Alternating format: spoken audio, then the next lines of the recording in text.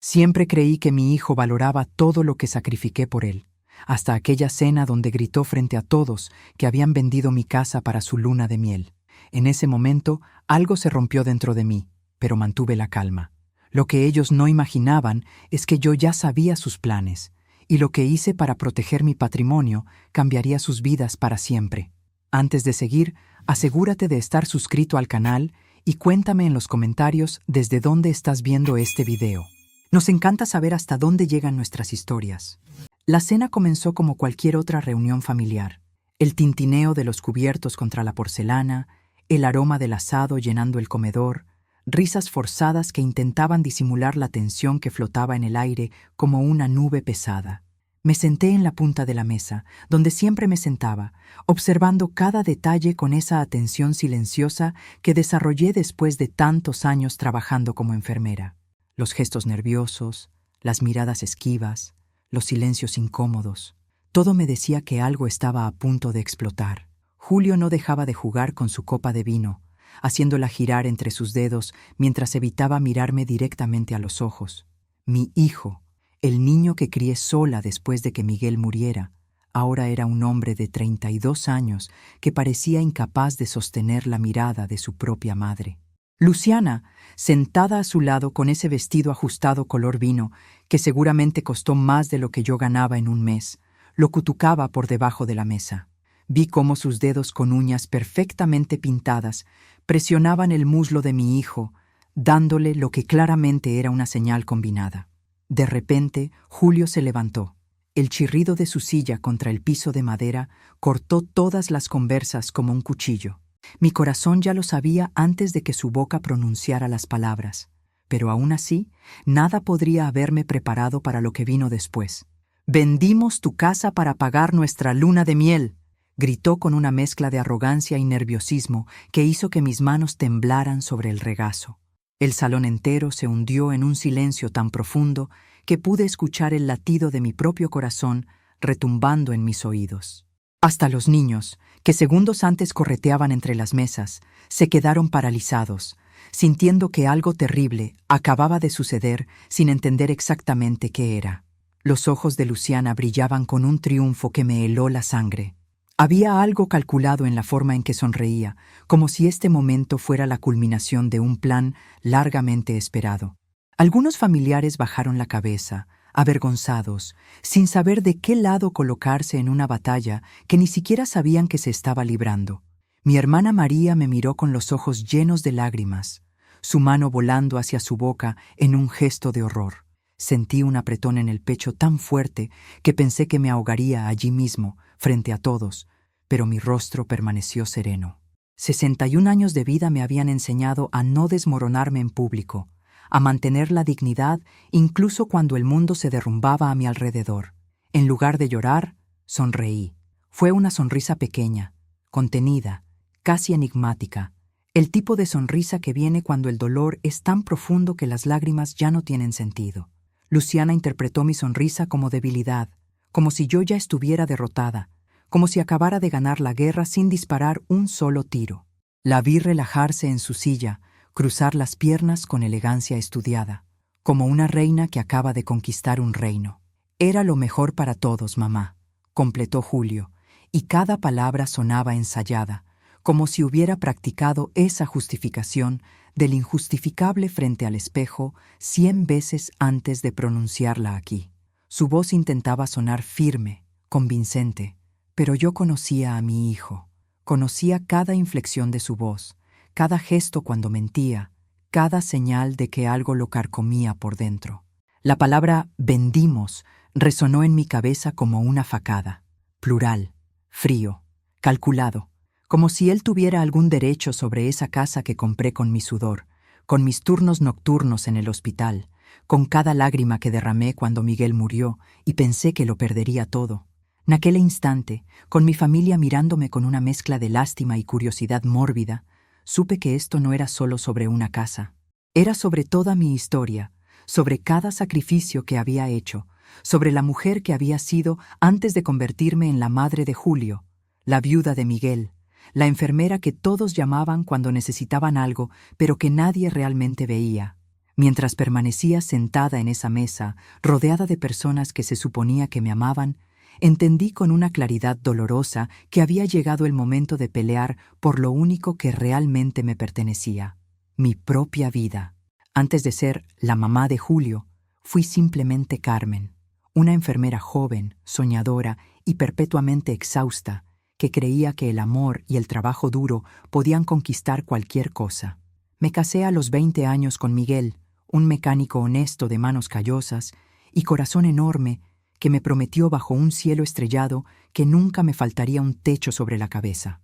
Era una promesa hermosa, ingenua, del tipo que solo los jóvenes enamorados pueden hacer sin entender el peso real de las palabras. La vida no fue gentil con nosotros.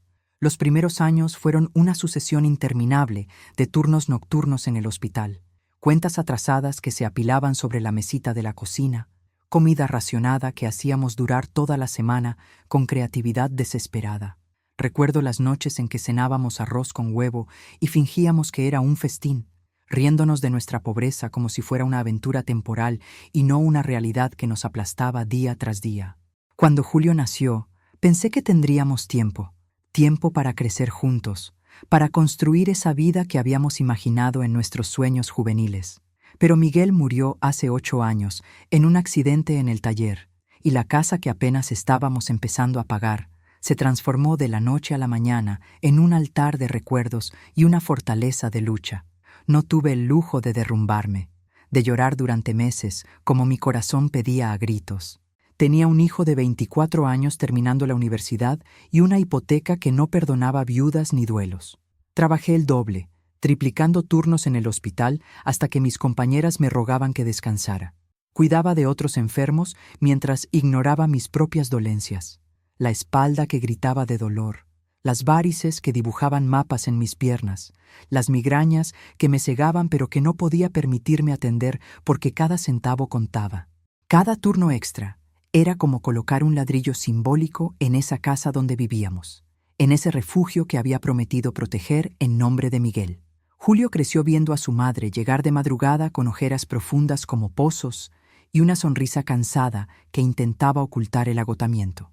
Lo vi convertirse en hombre mientras yo me convertía en sombra, sacrificando fiestas a las que nunca fui, viajes que nunca hice, sueños que guardé en un cajón cerrado con llave para pagar su escuela privada, su universidad, el alquiler antes de que pudiéramos comprar, y finalmente la hipoteca que se comió años de mi vida. El día que firmé la escritura definitiva de la casa, con las manos temblando sobre el papel y lágrimas que no pude contener rodando por mis mejillas, sentí que había ganado una guerra silenciosa que nadie más sabía que estaba librando. Esa casa no era lujo ni capricho, era supervivencia pura, era la prueba tangible de que la pobreza y la tragedia no nos habían engullido completamente, de que todavía éramos dueños de algo en este mundo que nos arrebataba todo constantemente. Julio siempre decía, con esa sonrisa traviesa que heredó de su padre, «Algún día esta casa será mía, mamá, te lo prometo». Lo decía en tono de broma, con ese cariño infantil mezclado con una ambición que yo interpretaba como saludable, como el deseo natural de un hijo de cuidar algún día a su madre. Yo reía, acariciaba su cabello como cuando era niño, pensando que eran solo palabras dulces, sin peso real. Esa casa se transformó en el escenario de todo lo que fuimos. Los cumpleaños con tortas baratas, pero hechas con amor. Las navidades donde los regalos eran pocos, pero envueltos con ilusión. Las fiebres nocturnas cuando Julio era pequeño y yo lo cuidaba sin dormir. Las lágrimas derramadas en la cocina cuando las cuentas no cuadraban. Las reconciliaciones después de peleas tontas. Cada pared guardaba nuestras voces. Cada habitación conservaba fragmentos de nuestra historia. Por eso, entregar esa casa no sería simplemente perder un inmueble. Sería como borrar mi propia existencia, como admitir que todos esos años de sacrificio, todo ese dolor y esa lucha, no significaron nada. Y es precisamente ese pasado el que convierte el grito de Julio aquella noche en algo más que cruel. Lo vuelve absolutamente imperdonable. Luciana apareció en la vida de Julio como un vendaval perfumado, hermosa, segura de sí misma, con ese tipo de educación que viene de universidades privadas y viajes al extranjero. Recuerdo perfectamente el día que mi hijo me la presentó, con los ojos brillando de una manera que no había visto desde que era adolescente. Ella llegó a mi casa con un ramo de flores caras, de esas que se compran en floristerías elegantes y no en los puestos de la esquina, y me llamó segunda mamá, con una sonrisa tan perfecta que parecía practicada frente al espejo. Al principio quise creerlo. Quise creer que esa joven sofisticada realmente me veía como familia, que sus abrazos eran genuinos y no calculados. Pero con el paso de las semanas, el tono cariñoso comenzó a ganar espinas que solo yo parecía percibir. Eran pequeñas cosas al principio, un comentario sobre mi ropa anticuada, una sugerencia sobre cómo debería decorar mi propia casa, una mirada de desaprobación cuando servía la comida en platos desparejos que había comprado en diferentes épocas de mi vida. Luciana hablaba constantemente de inversiones, de viajes a destinos exóticos, de metas financieras, como si Julio hubiera nacido en una familia rica y no en una casa donde a veces cenábamos arroz con huevo 3 días seguidos. Con lo que ganamos, podríamos vivir mucho mejor si reorganizamos algunas cosas, decía durante las cenas, y la forma en que pronunciaba reorganizamos hacía que mi estómago se apretara. Sus ojos recorrían mi casa como un tasador evaluando mercancía, deteniéndose en las paredes que necesitaban pintura, en los muebles viejos pero cargados de historia. La casa donde había invertido años de mi vida entró en sus conversaciones como si fuera simplemente un número en una hoja de cálculo, un activo que podía liquidarse para financiar los sueños de otra persona. «Es una casa vieja, mamá», comenzó a decir Julio, claramente influenciado por las palabras de Luciana que yo escuchaba repetidas en su boca como un eco manipulado. «Podríamos venderla y comprar algo más moderno, más funcional, algo que realmente valga la pena». Luciana fingía preocupación con una maestría que me asustaba. «No quiero que manejes todos esos papeles sola, Carmen. Es peligroso a tu edad. ¿Y si alguien se aprovecha de ti? Deberías dejar que Julio te ayude con eso». La palabra protección comenzó a esconder otra palabra mucho más oscura: control. Cada sugerencia venía envuelta en papel de regalo de aparente cuidado, pero cuando lo desenvolvías, encontrabas intenciones que me helaban la sangre. Mi hijo, el niño que crié para ser independiente y fuerte, comenzó a consultar a Luciana sobre todo. Hasta las visitas a su propia madre requerían ahora su aprobación tácita. Los almuerzos dominicales, que habían sido nuestra tradición durante años, empezaron a espaciarse, cancelarse con excusas cada vez más elaboradas. Las llamadas telefónicas, que antes eran diarias, se volvieron semanales, luego quincenales.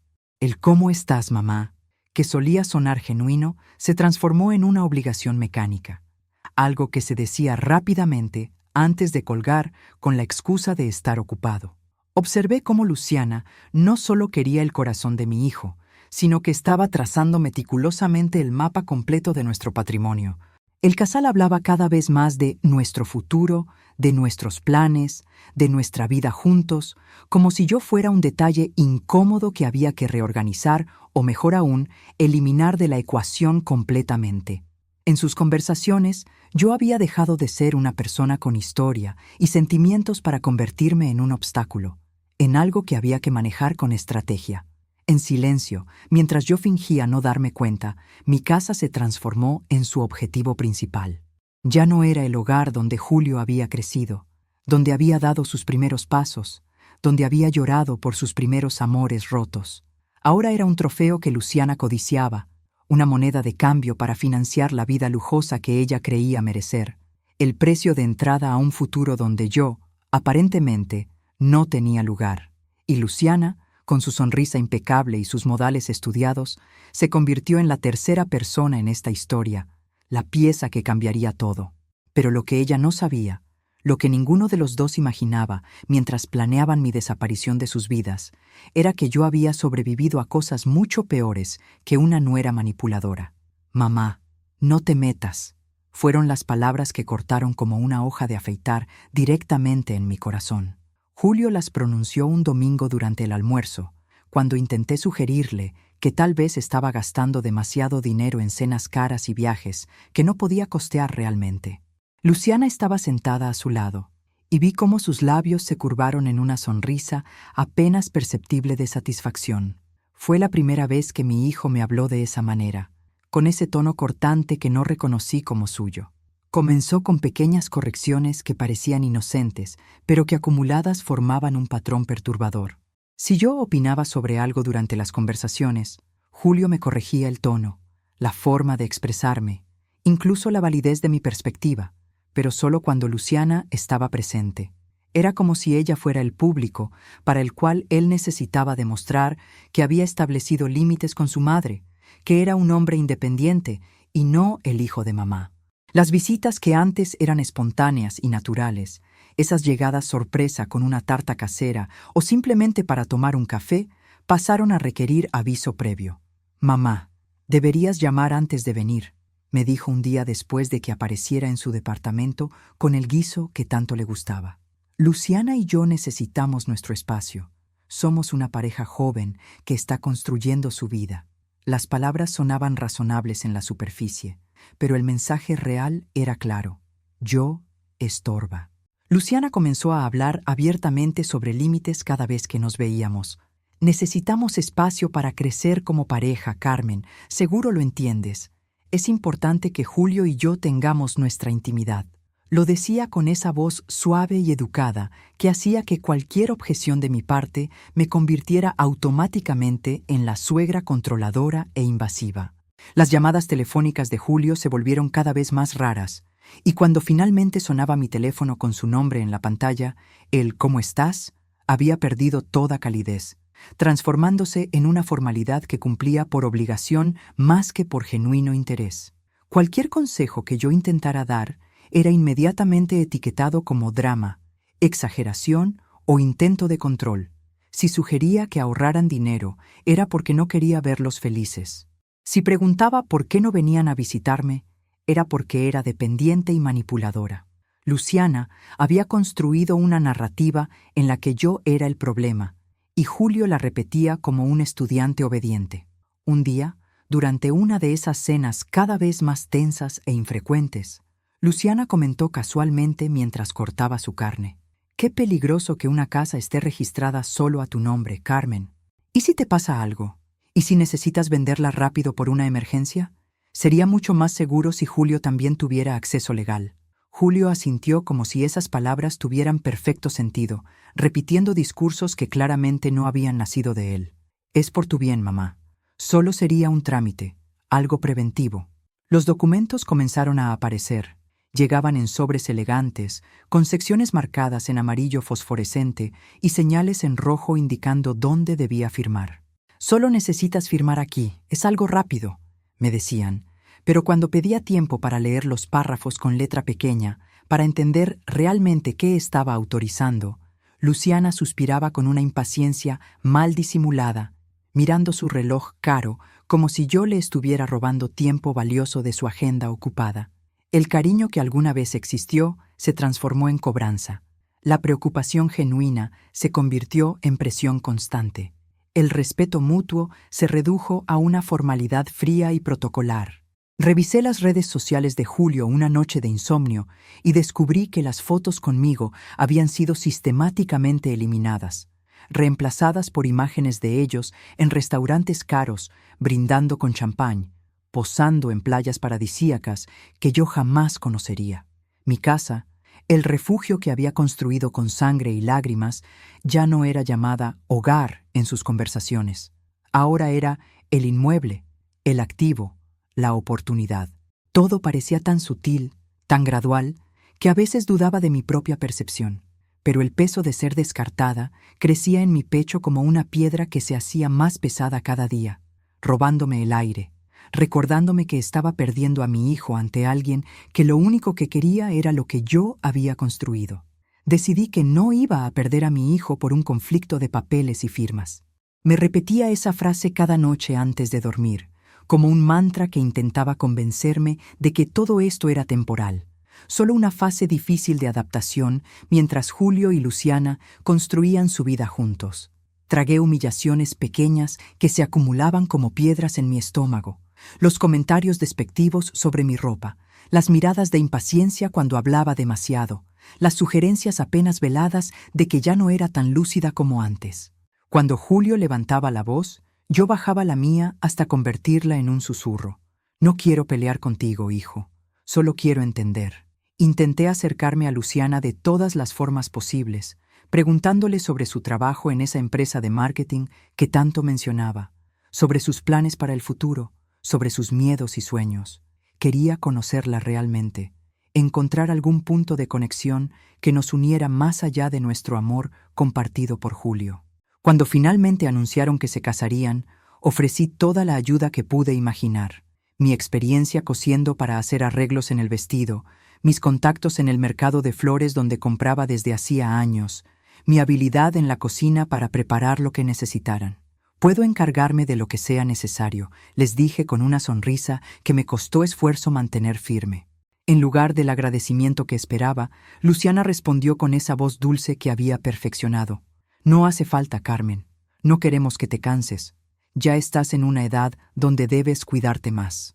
Me convencí a mí misma de que tal vez realmente estaba siendo invasiva, como ellos insinuaban constantemente.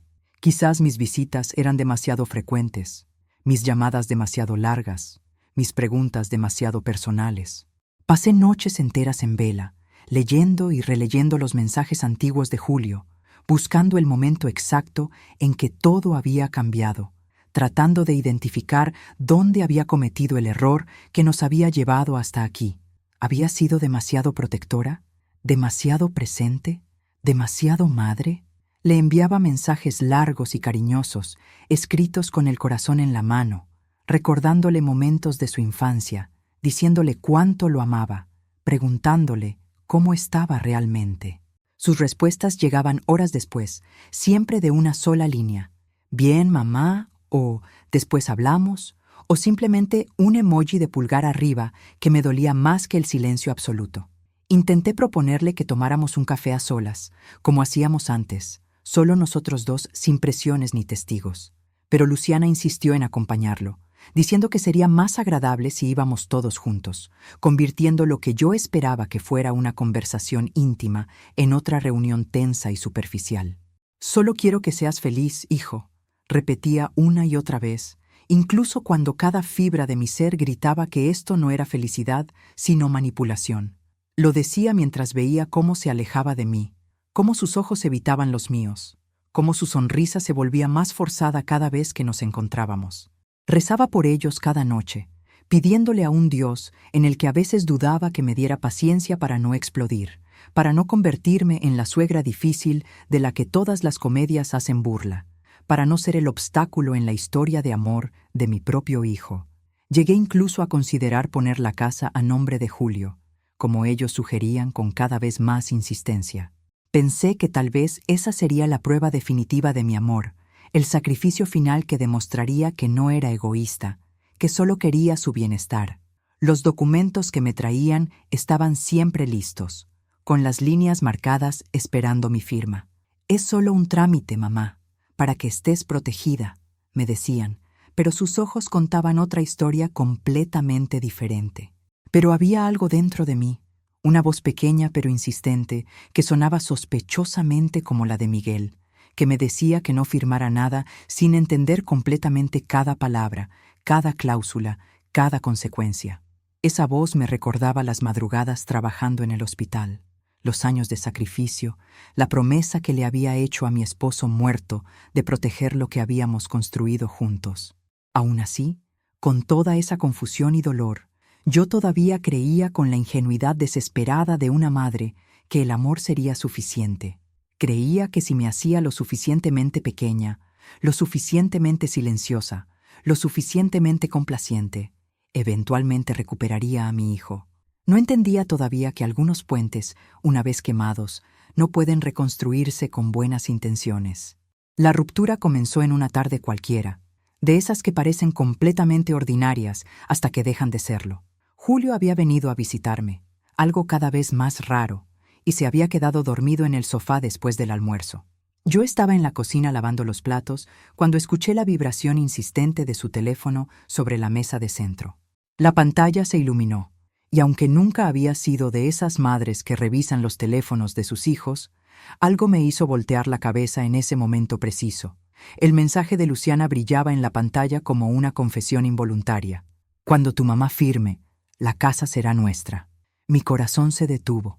Las manos, mojadas con agua jabonosa, comenzaron a temblar tanto que tuve que aferrarme al borde del fregadero para no caer. Vi mi nombre convertido en un obstáculo, una barrera entre ellos y lo que realmente querían. No era su novia, no era la madre de su novio, era simplemente un problema que resolver, un trámite pendiente. Con el corazón latiendo tan fuerte que sentía que iba a romperme las costillas, tomé el teléfono. Sé que estuvo mal, sé que invadí su privacidad, pero en ese momento algo dentro de mí necesitaba saber la verdad completa. Leí toda la conversación, cada mensaje que confirmaba mis peores sospechas. Hablaban de vender mi casa como si ya les perteneciera, de usar el dinero para pagar una boda extravagante, una luna de miel en Europa, viajes que yo jamás podría costear en toda mi vida. Luciana escribía con una frialdad que me heló la sangre. No la involucres demasiado en los detalles. Solo dile que es por seguridad, por su propio bien. Las personas de su edad se confunden fácilmente con estos temas legales. Julio respondía con dudas ocasionales, breves momentos de conciencia que rápidamente eran aplastados por la insistencia de ella. Está bien, lo hablaré con ella. Tienes razón, es lo mejor para todos. Seguí desplazándome por la pantalla, descubriendo que ya habían ido a una notaría para intentar iniciar el proceso de transferencia sin mi presencia. Mencionaban a un comprador interesado que esperaba una respuesta pronto, plazos apretados que no admitían demoras, como si todo estuviera ya decidido y mi opinión fuera un mero formalismo. Hablaban de mi casa, de mi vida, de mis años de sacrificio como si fueran números en una transacción comercial. Julio seguía durmiendo en el sofá, ajeno a que su madre acababa de descubrir que su propio hijo planeaba despojarla de lo único que realmente le pertenecía. Dejé el teléfono exactamente donde estaba y salí de la sala con pasos silenciosos, como una ladrona en mi propia casa. Aquella noche lloré en silencio, abrazada a la vieja fotografía de boda de Miguel y yo, cuando éramos jóvenes y creíamos que el amor y el trabajo duro conquistarían cualquier cosa. «¿Qué hago, Miguel?», le susurraba a esa imagen descolorida. «¿Cómo llegamos hasta aquí?». Pero cuando amaneció, algo había cambiado dentro de mí. Me sequé el rostro hinchado, me paré frente al espejo del baño y vi a una mujer de 61 años que había sobrevivido a la pobreza, a la viudez, a turnos nocturnos interminables y a la ingratitud. Murmuré una sola palabra que se sintió como una declaración de guerra. «Basta». Busqué en mi agenda el número del doctor Esteban Morales, un viejo amigo de Miguel que había sido testigo en nuestra boda y que ahora era un abogado respetado y discreto. Cuando le conté todo, cuando le mostré las capturas de pantalla que había tomado del teléfono de Julio, su rostro se endureció con una mezcla de indignación y tristeza. «Carmen, intentaron iniciar trámites legales sin tu autorización. Esto no es solo moralmente cuestionable, es ilegal», me explicó con voz seria. «Te están usando», continuó, y cada palabra caía como un martillo sobre mi corazón. «Y lo peor es que lo hacen en tu propia casa, bajo tu propio techo, aprovechándose de tu amor de madre». El dolor que había sentido comenzó a transformarse en algo más sólido, más útil: lucidez.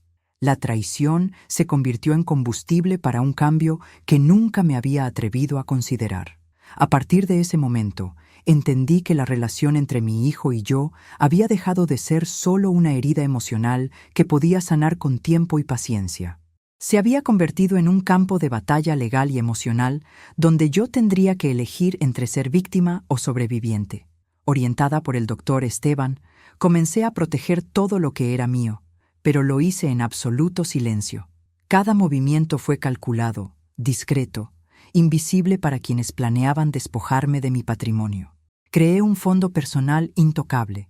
Revisé cada cláusula de mi testamento con una lucidez que no sabía que poseía, y blindé la casa contra cualquier venta o transferencia que no contara con mi autorización expresa y reciente. Era como construir un muro invisible alrededor de lo que me pertenecía, ladrillo por ladrillo legal. Volví a la notaría, pero esta vez no como la viuda ingenua que firmaba papeles sin leer la letra pequeña. Esta vez llegué como la protagonista de mi propia vida, acompañada por Esteban y armada con conocimiento. Cambié la escritura de la casa a un formato que exigía mi autorización exclusiva para cualquier transacción, eliminando cualquier laguna legal que pudiera ser explotada. Cancelé los poderes notariales que le había otorgado a Julio años atrás, cuando la confianza era ciega y el amor de madre no conocía precauciones. Mientras yo construía mis defensas en secreto, el casal intensificaba su presión con una desesperación cada vez más evidente. Las llamadas telefónicas se multiplicaron, llegando a cualquier hora del día y de la noche. Los mensajes de texto se volvieron más urgentes, más demandantes, con ese tono de falsa preocupación que ya no me engañaba. El banco necesita tu firma hoy, mamá. Estás retrasando todo el proceso y podríamos perder una oportunidad única, me decía Julio con una irritación que ya ni siquiera intentaba disimular. Luciana había perfeccionado el uso de la culpa como arma. Sin esa firma, Carmen, no podremos casarnos como siempre soñamos. ¿No quieres ver feliz a tu hijo? ¿No quieres ser parte de este momento tan especial para nosotros? Cada palabra estaba diseñada para hacerme sentir egoísta, mezquina, como si yo fuera la villana de una historia donde ellos eran las víctimas inocentes de mi obstinación incomprensible. Cuando pedía tiempo para leer los documentos con calma, para consultar con alguien de confianza antes de firmar cualquier cosa, era inmediatamente acusada de desconfianza y falta de amor maternal. ¿Por qué necesitas consultar con extraños sobre asuntos familiares?, me preguntaba Julio con un tono acusatorio que me dolía más que cualquier insulto directo. ¿Es que ya no confías en tu propio hijo? La casa que había sido mi refugio durante décadas se había transformado en el centro de ataques constantes y chantajes emocionales que me dejaban exhausta. Los familiares comenzaron a recibir versiones distorsionadas de la situación. En las reuniones donde yo no estaba presente, Julio y Luciana pintaban un cuadro en el que yo era la madre difícil, la anciana obstinada que se negaba a ayudar a su hijo cuando más la necesitaba. Carmen se está poniendo difícil con la edad, escuché que le decían a mi hermana María. No quiere que seamos felices, se aferra a esa casa vieja como si fuera más importante que nosotros. La presión alcanzó un punto insostenible cuando Julio apareció un día con una propuesta que disfrazó como acto de generosidad. Mamá, Luciana y yo hemos estado pensando. Te conseguimos un departamento chiquito, moderno, mucho más cómodo para ti, sin escaleras, cerca del hospital por si necesitas atención médica. Sería perfecto para alguien de tu edad. Hablaba como si me estuviera haciendo un favor inmenso, como si desalojarme de mi propia casa fuera un acto de amor filial y no el movimiento final en su plan para apropiarse de mi patrimonio. Fue en ese momento cuando la claridad me golpeó con la fuerza de una revelación dolorosa. Esto no se trataba solo de dinero, de una casa con cierto valor comercial. Se trataba de borrarme completamente de mi propia historia, de reducirme a una anciana conveniente que aceptaba lo que le daban sin cuestionar, sin recordar que esa casa representaba años de sacrificio, de turnos nocturnos, de comidas compartidas con Miguel, de cada momento significativo de nuestras vidas. En ese escenario que se había vuelto completamente insostenible, donde cada día traía una nueva estrategia de manipulación, tomé una decisión que cambiaría todo. Haría algo que ninguno de ellos estaba esperando, algo que demostraría que la madre sumisa y complaciente que creían conocer había muerto, y en su lugar había nacido una mujer dispuesta a pelear por su dignidad hasta las últimas consecuencias. El jantar en familia fue meticulosamente planeado por Luciana como el escenario perfecto para su victoria final. Había arreglos florales caros sobre la mesa, platos elegantes que contrastaban con la vajilla despareada que yo siempre había usado, velas aromáticas que llenaban el aire con un perfume artificial. Las risas eran controladas, ensayadas, como si todos estuviéramos actuando en una obra de teatro donde yo era la única que no conocía su papel. Pero debajo de toda esa fachada de celebración familiar, había una tensión tan palpable que podía sentirla presionando contra mi pecho. Julio bebía vino tinto más rápido de lo normal, llenando su copa cada vez que se vaciaba hasta la mitad. Lo observé durante toda la cena, notando cómo sus manos temblaban ligeramente, cómo evitaba mi mirada directa. Estaba reuniendo coraje, lo supe. Coraje líquido para hacer lo que ya tenían planeado, para pronunciar las palabras que creían que me destruirían completamente. A mitad de la comida, con el postre aún sin servir y la conversación forzada alcanzando su punto más artificial, Julio se levantó abruptamente. Su silla chirrió contra el piso en el silencio repentino que su movimiento creó. Todos los ojos se volvieron hacia él, y yo sentí ese instante antes del impacto, ese segundo congelado en el tiempo, donde sabes que algo terrible está a punto de suceder, pero todavía no puedes detenerlo. «Vendimos tu casa para pagar nuestra luna de miel», gritó, y cada palabra fue diseñada para sonar triunfante, definitiva, como si estuviera anunciando una victoria ya consumada. El silencio que siguió fue absoluto, pesado, asfixiante.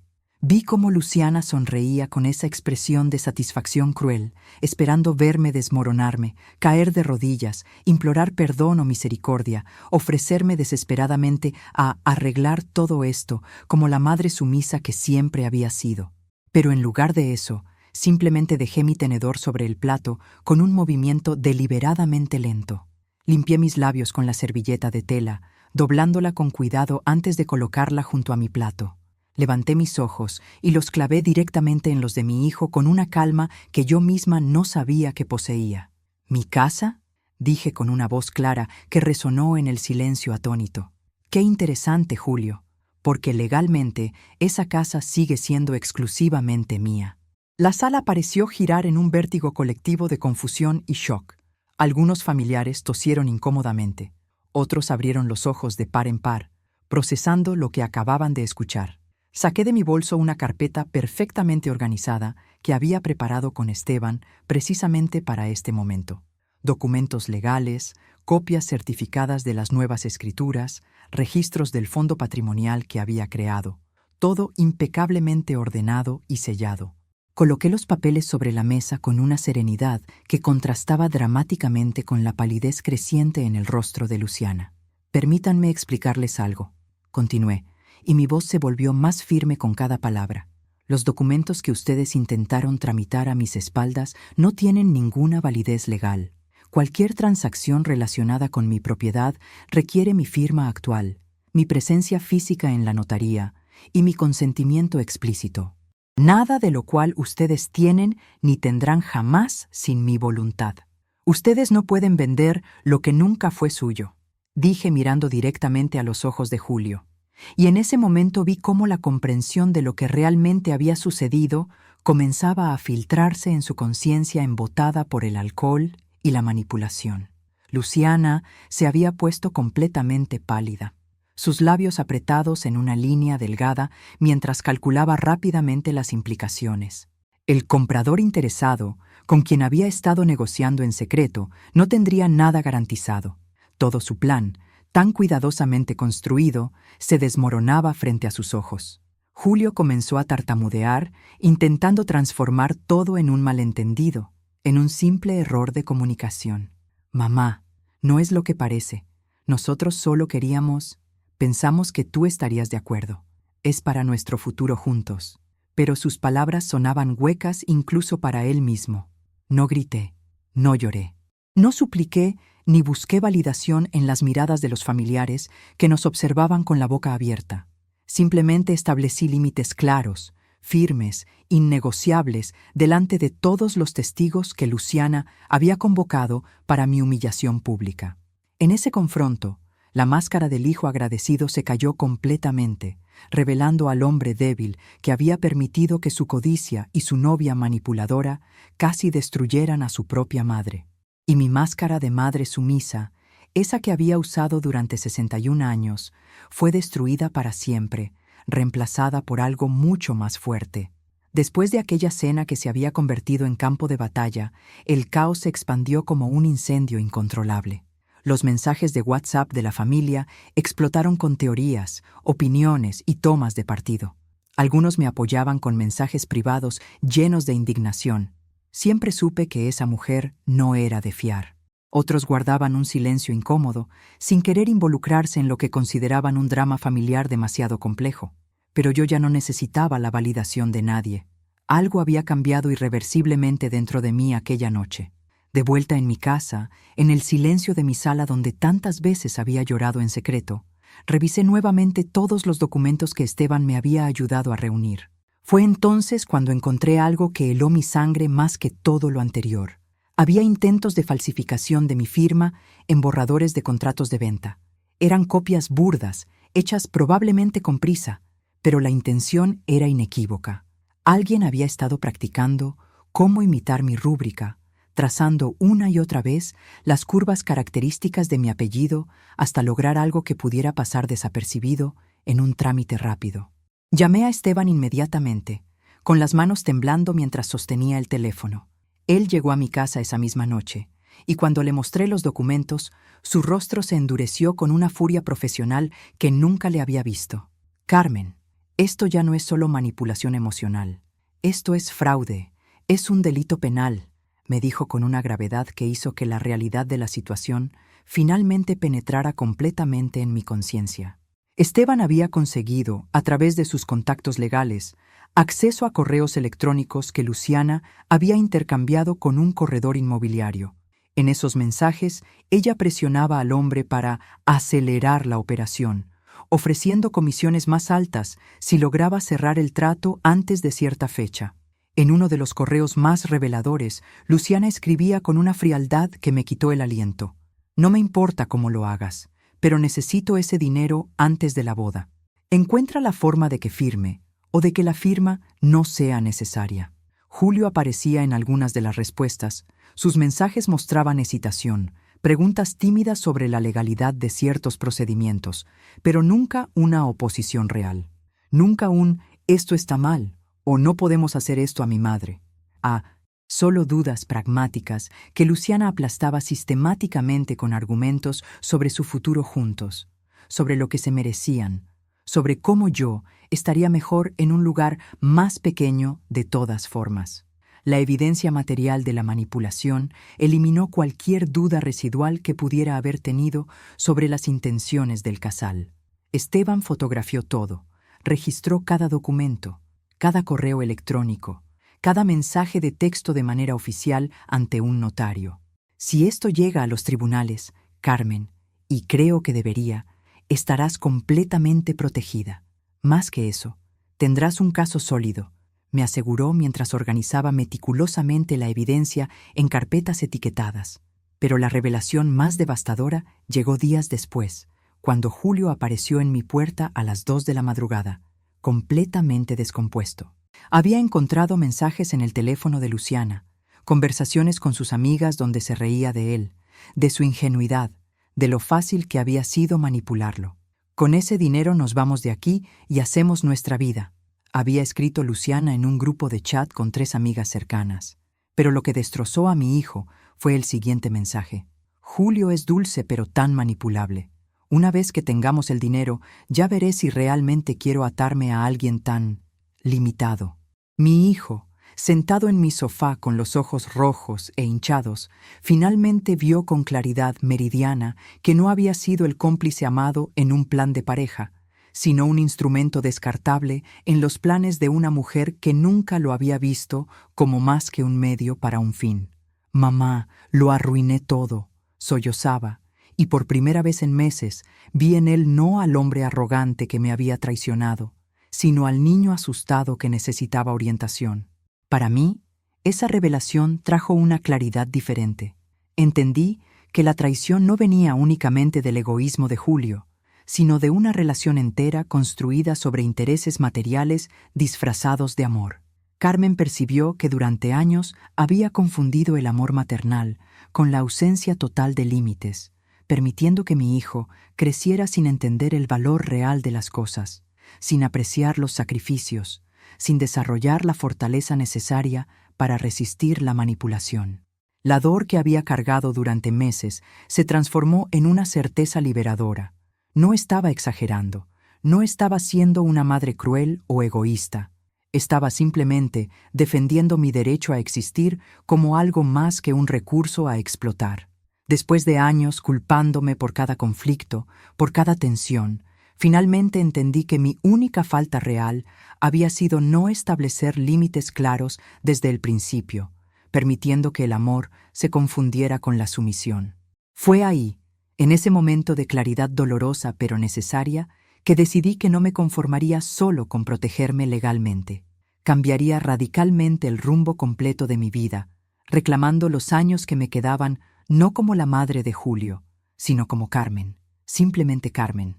Entré al despacho del doctor Esteban una semana después del descubrimiento, pero la mujer que cruzó esa puerta era radicalmente diferente de la que había llegado sollozando semanas atrás.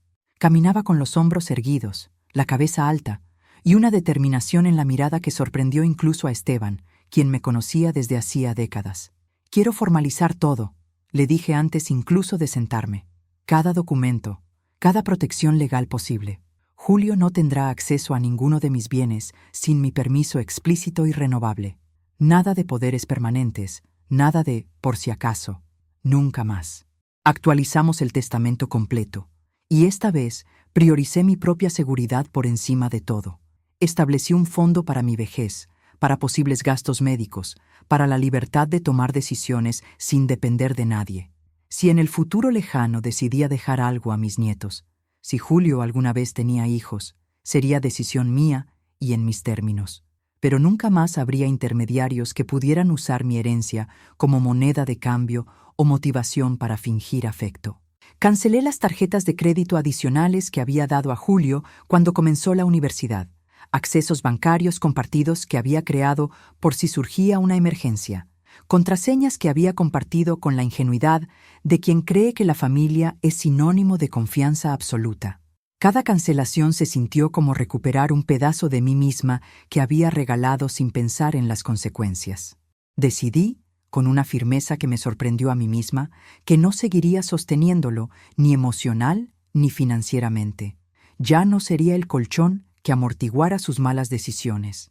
Pero las decisiones más importantes no fueron las legales, sino las personales. Salí de la oficina de Esteban y caminé directamente a una tienda de equipaje que había visto cientos de veces sin nunca entrar. Compré una maleta nueva, moderna, de color azul turquesa brillante, completamente diferente a las viejas maletas gastadas que guardaba en el ático. Esta maleta no era para guardar recuerdos del pasado, sino para cargar las posibilidades del futuro. Me inscribí en un curso de fotografía que se dictaba los sábados por la mañana en el Centro Cultural del barrio. Siempre me había fascinado capturar momentos, pero nunca me había permitido ese lujo. También me anoté en clases de danza para adultos mayores, algo que Miguel y yo habíamos soñado hacer juntos algún día que nunca llegó. Y finalmente, con el corazón latiendo de emoción y nerviosismo, me uní a un grupo de viajes para personas de mi edad que organizaba excursiones mensuales. Elegí mi primer destino mirando fotografías en internet durante horas. Una playa en la costa que siempre había querido conocer, pero que siempre había pospuesto porque había algo más importante, algo más urgente, alguien que necesitaba ese dinero más que yo. Esta vez, nadie me detendría. En casa, emprendí una limpieza que fue más terapéutica que práctica. Vacié armarios llenos de ropa que no usaba desde hacía años, guardada por si acaso o porque había sido cara en su momento. Doné cajas enteras de cosas que había acumulado por costumbre más que por necesidad. Reorganicé los muebles, creando espacios nuevos, como si estuviera rediseñando no solo mi casa, sino mi identidad completa. Una tarde me senté con papel y pluma y escribí una carta para Julio. No fue larga ni elaborada, solo 3 líneas que contenían una verdad simple pero definitiva. Te amo, hijo, pero no voy a seguir permitiendo que me destruyas. Necesito vivir lo que me queda de vida para mí misma. Espero que algún día lo entiendas. La dejé en un sobre cerrado sobre la mesa del comedor, sabiendo que él tenía una copia de la llave que aún no le había pedido que devolviera. Puse mi celular en modo silencioso por primera vez en años, y la sensación de liberación fue inmediata. No más saltar cada vez que sonaba una notificación. No más ansiedad anticipando mensajes demandantes o culpabilizadores. Si alguien necesitaba contactarme urgentemente, encontraría la manera. Pero yo no seguiría siendo esclava de la disponibilidad permanente. Comencé a practicar decir no frente al espejo, y descubrí que podía hacerlo con una tranquilidad que nunca había conocido en mí misma. No, No puedo ayudarte con eso. No, ese no es mi problema que resolver. No, no voy a cambiar mis planes por ti. Cada negativa se sentía como un acto de amor propio, como reclamar el derecho a tener límites, necesidades, prioridades propias. Finalmente entendí algo que debería haber sido obvio desde siempre. Ser madre no significaba ser el mártir eterno de las decisiones de otra persona. Incluso si esa persona era mi hijo, podía amarlo sin destruirme en el proceso. Podía desearle bien sin sacrificar mi propio bienestar. La decisión que tomé no fue venganza, no fue crueldad, no fue egoísmo. Fue simple y pura supervivencia emocional, el inicio de un renacimiento que llegaba tarde, pero que aún era posible. En ese momento crucial de mi vida, dejé de ser únicamente la madre herida, la viuda sacrificada, la enfermera agotada. Me convertí en algo mucho más poderoso, una mujer dueña absoluta de su propia vida, escribiendo finalmente su propio final. Sin acceso a la casa de Carmen ni a su dinero, la promesa de vida confortable que Luciana había construido tan meticulosamente se desmoronó como un castillo de naipes en medio de una tormenta.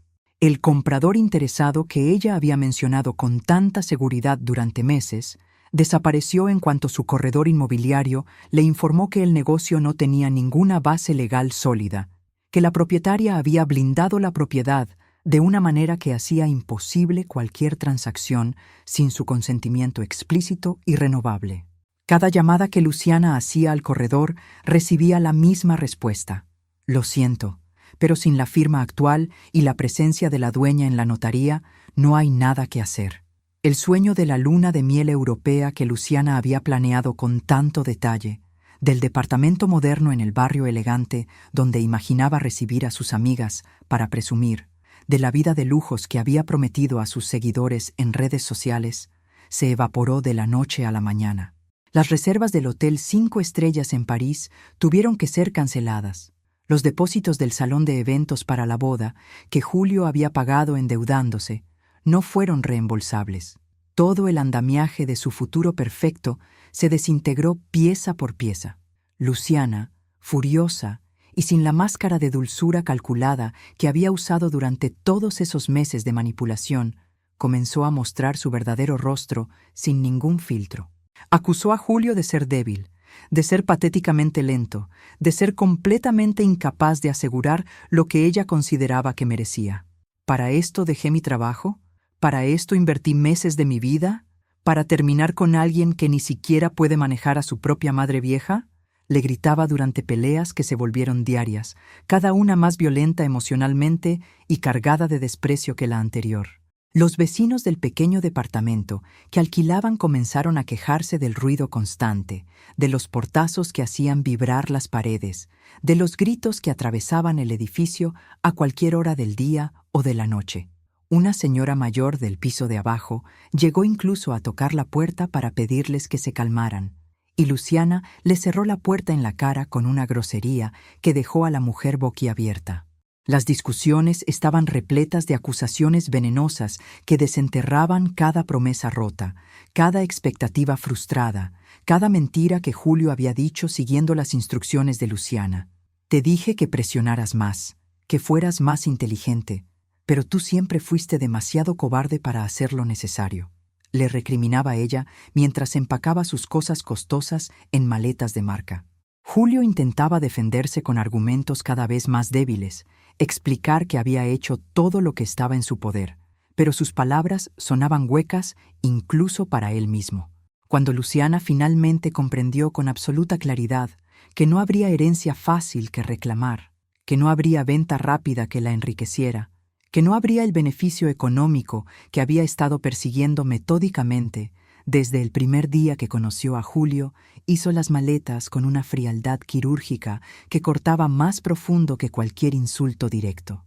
«Yo no vine a esta relación para empezar desde cero como una cualquiera», le dijo mientras cerraba su última maleta Louis Vuitton, mirándolo con un desprecio tan puro que lo hizo sentir más pequeño e insignificante de lo que jamás se había sentido en toda su vida.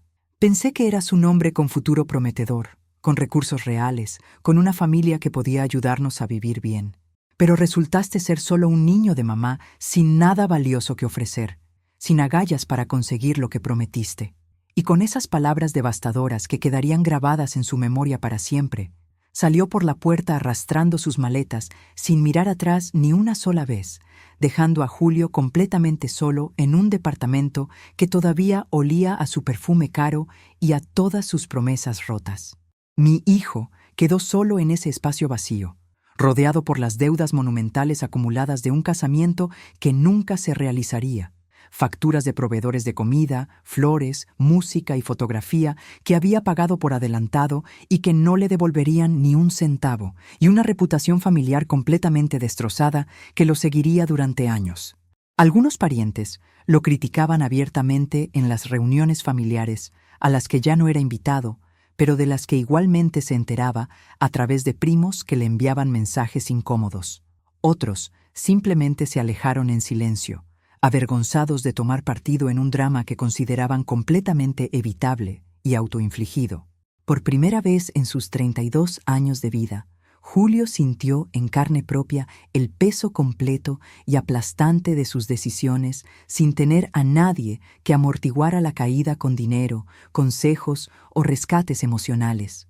No estaba yo para salvarlo con dinero cuando las cuentas no cerraban y los acreedores llamaban. No estaba Luciana para decirle qué pensar y qué hacer con esa voz manipuladora, pero segura. No estaba la red familiar que siempre lo había sostenido como una hamaca invisible. Estaba completamente solo, y esa soledad brutal le enseñó lecciones que 30 años de comodidad y privilegio nunca le habían mostrado. Las noches en ese departamento pequeño y frío, que nunca llegó a sentirse como un verdadero hogar, se llenaron de un silencio ensordecedor y un arrepentimiento visceral que lo carcomía desde adentro. En la oscuridad absoluta, sin el ruido constante de la televisión o el teléfono para distraerlo de sus pensamientos, comenzó a recordar cosas que había enterrado convenientemente en el fondo de su conciencia. Las madrugadas interminables, cuando yo lo cuidaba durante sus fiebres infantiles, sentada junto a su cama toda la noche sin dormir ni un minuto, poniendo paños fríos en su frente y cantándole canciones suaves. Recordó los almuerzos que yo preparaba con ingredientes baratos, pero cocinados con todo el amor del mundo, fingiendo que no tenía hambre para que él pudiera comer porciones más grandes y repetir si quería. Los sacrificios invisibles, los turnos extras en el hospital, las facturas que yo pagaba sola mientras él estudiaba sin preocupaciones. Todo eso que había dado por sentado durante 32 años como si fuera su derecho natural y no un regalo inmenso. Comprendió, con una claridad brutal que llegó dolorosamente tarde, que había tratado a su madre no como una persona completa con necesidades, sueños, límites y dignidad propia, sino como un banco emocional y financiero del cual podía retirar infinitamente sin nunca hacer depósitos ni pagar intereses. Mientras tanto, yo estaba en la playa que siempre soñé conocer, subiendo fotos a mis redes sociales. Atardeceres dorados, olas rompiendo en la orilla, mi sonrisa genuina y libre. Estaba descubriendo que era completamente posible ser feliz sin el peso constante de la culpa maternal aplastándome el pecho. La vuelta moral se había completado. Quien intentó usar terminó vacío. Quien se defendió finalmente comenzó a vivir. 6 meses después de aquella cena explosiva que cambió el curso de nuestras vidas para siempre, Julio apareció en la puerta de mi casa un martes lluvioso por la tarde, sin previo aviso, sin el ramo de flores elaborado que solía traer cuando quería pedirme algo, sin la arrogancia estudiada que había caracterizado cada una de sus últimas visitas antes del confronto. Estaba visiblemente más delgado, casi demacrado, con ojeras profundas color púrpura que hablaban elocuentemente de semanas enteras, de noches sin dormir y días sin propósito claro ni motivación para levantarse de la cama. En sus manos temblorosas no traía regalos caros ni documentos con líneas marcadas que yo debiera firmar urgentemente, solo un pedido de perdón que parecía pesar físicamente más que cualquier maleta que hubiera cargado en todos sus viajes. Sus ojos estaban rojos, hinchados, portadores de una tristeza que iba mucho más allá de la simple decepción romántica o el fracaso económico. Lo arruiné todo, mamá. Fueron sus primeras palabras cuando abrí la puerta, y su voz se quebró de una manera desgarradora que no había escuchado desde que era un niño pequeño de 6 años, asustado por pesadillas nocturnas que lo hacían gritar pidiendo mi consuelo. La diferencia era que ahora las pesadillas eran reales, autoinfligidas, y yo ya no era la misma mujer que corría inmediatamente a rescatarlo de cada problema. Lo dejé entrar después de un momento de vacilación, no porque hubiera olvidado mágicamente todo lo que había hecho, ni porque el tiempo hubiera borrado las heridas que sus acciones habían causado, sino porque vi en sus ojos algo que había estado dolorosamente ausente durante mucho tiempo: genuino arrepentimiento, sin excusas preparadas, sin justificaciones convenientes, sin intentar minimizar su responsabilidad o culpar a otros por sus decisiones. Le ofrecí café recién hecho. Nos sentamos en la mesa de la cocina, donde habíamos compartido literalmente miles de conversaciones a lo largo de 32 años, desde sus primeras palabras de bebé hasta sus planes universitarios, pero esta vez con una dinámica completamente diferente, con una energía transformada.